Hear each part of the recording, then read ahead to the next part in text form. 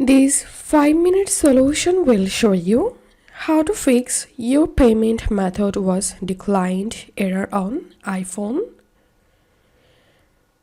Go to your iPhone settings, tap on your Apple ID, Media and Purchases, View Account,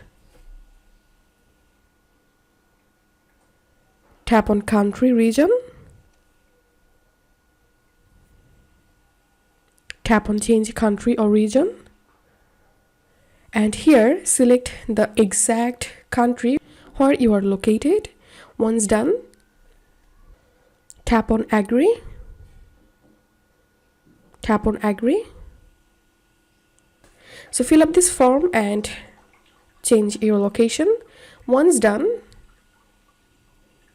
scroll down, tap on General, tap on Language and Region, tap on Region. Also here, select your exact location where you are located. Once done, restart your iPhone and hope this will fix your problem now. If you find this video helpful, don't forget to subscribe 5-minute solution. See you in the next video.